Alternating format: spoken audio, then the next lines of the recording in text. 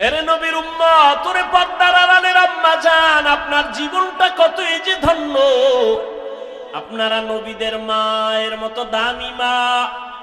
জমিনে কোনো মা নবী না, তবে সব নবীদের মা আপনাদের মতোই মা। এরে আম্মা জান, এই মোনাজাত দিয়ে এলাম, কি ইশারা দিয়ে কি কয়? উডার দরকারটা কি? চাপ বেশি? ভাইরা আমার, আল্লাহ হেদায়েত দান করুন।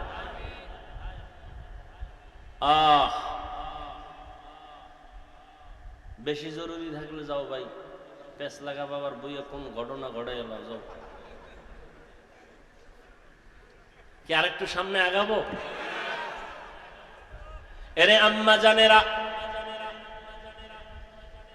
সাহাবায়ে কেরামদের মায়ের মতো আপনারা মা। হাফেজে কোরআন এখানে 4টা না 5 জন সন্তান, 4 জনের মাথায় পাগড়ি দিলাম, কোরআনওয়ালা হাফেজ হয়ে গেছে। এদের সিনার ভেতরে 30 পারা কোরআন আল্লাহ মুখস্থ করায় রেখেছেন। এদের মা, এদের বাবা কত ধন্য। আজ গলাচিপার এই মাঠের ভেতরে হাজারো হাজারো আল্লাহর প্রিয় বান্দাদের সামনে তাদের মাথায় পাগড়ি কেন? বলে তারা কোরআনের হাফেজ হয়েছে।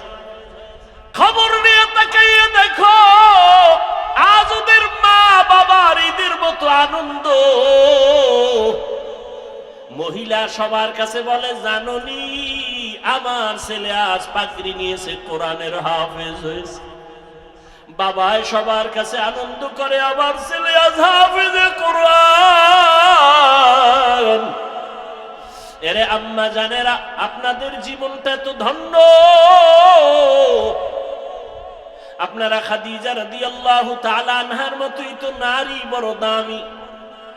আয়েশা রাদিয়াল্লাহু আনহার মতো দামি নারী, ফাতেমা রাদিয়াল্লাহু আনহার মতো দামি নারী। আপনাদের সম্মান কত? কিয়ামতের ময়দানে কোটি কোটি কোটি কোটি মানুষের সামনে আল্লাহ যখন জিজ্ঞাসা করেই ফেলেন, যদি ও হাজারো কোটি মানুষের মাঝে আমি একজন ব্যক্তিকে দেখতে চাই, আমার মুহাম্মদ, আমার প্রিয় নবী, তার হাতে হাত লাগাইয়া প্রথম কালেমাটা কে পড়েছো, ওই ব্যক্তিটাকে আজ আমি হাসরের মাঠে পুরস্কার দিব। দুনিয়ার কোন পুরুষ দাঁড়াতে পারবে না। একজন নারী দাঁড়াইয়া যাবেন, দাঁড়াইয়া বলবেন, ও দয়ার মালিক, আপনার বন্ধুর হাতে প্রথম কালেমাওয়ালা আমি নারী, একজন খাদিজা রাদিয়াল্লাহু আনহা। আল্লাহ যদি বলে ফেলেন কিয়ামতের ময়দানে, আমার দ্বীন ইসলামের জন্য জীবন দিতে গিয়া প্রথম শহীদ কে হয়েছ? গলা কাটা শহীদ। একজন পুরুষও দাঁড়াতে পারবে না। একজন নারী দাঁড়ায় বলবেন, হে মালিক, আপনার দ্বীন জিন্দা করার জন্য আমি শহীদ হয়ে রক্ত ঝরাইছি, আমি একজন নারী, সুমাইয়া রাদিয়াল্লাহু আনহা। নারীদের সম্মান আল্লাহ এত দিছেন, তোমরা কমানোর জন্য আন্দোলন করো। যারা বলে ইসলাম নারীর অধিকার দেয় নাই, এরা লম্পট, চরিত্রহীন, ইসলামের দুশমন। আল্লাহর কসম একবার, আল্লাহর কসম 2 বার, আল্লাহর কসম 3 বার, ওয়াল্লাহি বিল্লাহি তাল্লাহি, নারীর সম্মান ইসলাম ছাড়া আর কেউ বাড়াতে পারে নাই। সব ধর্ম খুঁজো, সব ধর্মের ভেতরে নারীদের উপরে জুলুম করা হয়েছে। একমাত্র নারীদের সম্মান আর ইজ্জত দিয়েছে ইসলাম, আর কেউ দেয় নাই। এরে আম্মা জানেরা, এত ধন্য মা আপনারা। এই দুনিয়া একজন বড় আল্লাহর দুশমন ফেরাউনের নাম জানেননি? ফেরাউনের স্ত্রীর নাম কি? এত বড় বেঈমান ফিরআউন,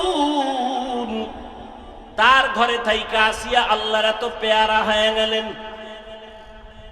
রহমতের নবী বলেন, কিয়ামতের দিন আমি মুহাম্মদের সাথে আসিয়ার সাথে বিবাহ হবে। সুবহানাল্লাহ। কেমন ধন্য নারী! এত বড় বেঈমান ফেরাউনের ঘরে থেকে আসিয়া আল্লাহর এত পেয়ারা হয়ে গেলেন। নবী বলেন কিয়ামতের দিন আসিয়ার সাথে আমি মুহাম্মদের বিবাহ হবে। আরে আম্মা জান, আপনার স্বামী তো ফেরাউনের মতো খারাপ না। আপনার স্বামীকে পারলেন নাকি বুঝাইয়া নামাজি বানাবেন?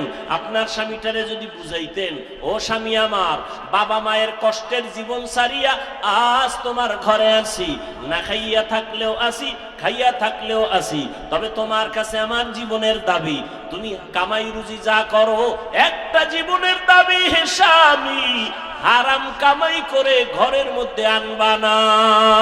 হারাম খাইয়া নিজের রক্ত নাপাক করব না, হারাম খাইয়া সন্তানের রক্ত নাপাক করব না।